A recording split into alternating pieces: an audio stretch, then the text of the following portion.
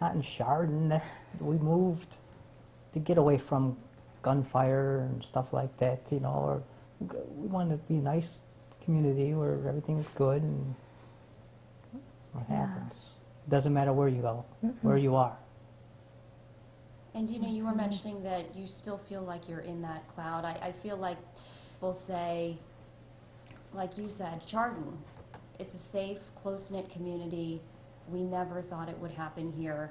And you seem to be echoing those sentiments. Yes, yeah. You know, like I said, this has happened, unfortunately, before. And your heart goes out to the people and you think, but then, you know, not to be but you go on with your day and your life. It's just the way it is. You know, that was news. And now it's us. And we're those people, and that's our son. And it's unreal. I don't like it, and I'm mad, and I'm sad, and I have all the emotions for Danny, for my Danny, and these other students that got hurt and passed away, and students that just witnessed everything, and they're all going through everything, and they need help too, and they're all for each other. Because with the vigil, the students were all with each other, and it was great to see. It helped us that they care. Share with us your thoughts on Danny. Amazing memories that you have of this amazing boy. That they care. Share with us your thoughts on Danny. Amazing memories that you have of this amazing boy. Danny was a very funny, outgoing, lovable kid. And I'm really just not saying that because I'm his father. But he really was. And he did touch a lot of people's hearts. He didn't have a mean bone in his body. He really didn't. And he never yelled back at anybody or anything like that. He was very respectful.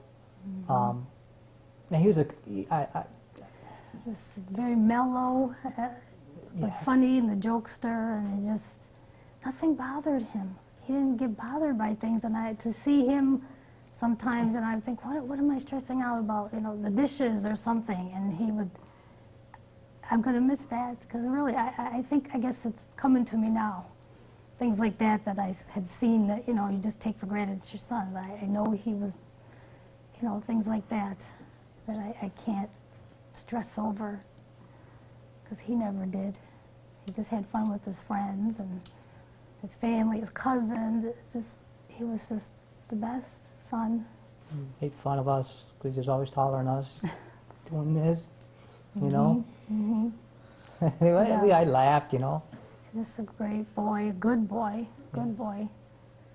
Nobody, you couldn't meet him or know him and not like him. I don't know how you could not like him. You couldn't find a way. You love him. We love him. I'm going to ask you a bit of a tough question. Can you take us back to the moment when you first heard the news, when you first learned of what was going on at that high school? It was very weird, because I just had a sick feeling in my stomach. I had found out. My sister called me. I was on my way home from work, and you know, I got to turn on the radio, and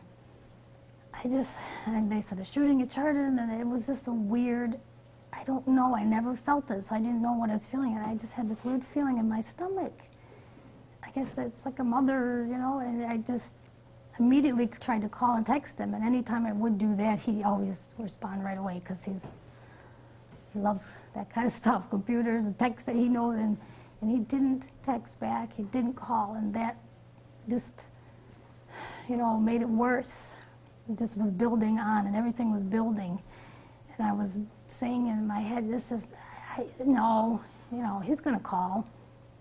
And he didn't.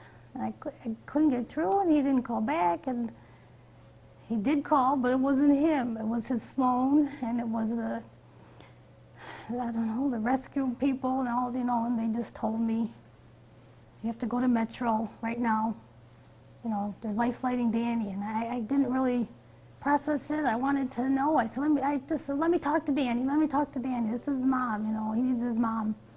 And he wouldn't, and he didn't say anything, and it was weird. It was just too weird, and I couldn't. You have to go to Metro right now. You have to go there. He's being life-flighted. Repeat that to me. Repeat that to me. And I said, okay. And then I called him, and we didn't know where we were going, and we couldn't get to him. We couldn't get there. We just wanted to get there and be with him, and we just couldn't. And it just took too long, and I just wanted to see him. And just We did finding get that there. out is just the worst. Your life is over.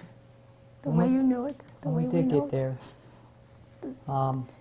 they put us in a room with a bunch of social workers, and we knew something was bad just from the life flight alone. But they right. wouldn't let us see him.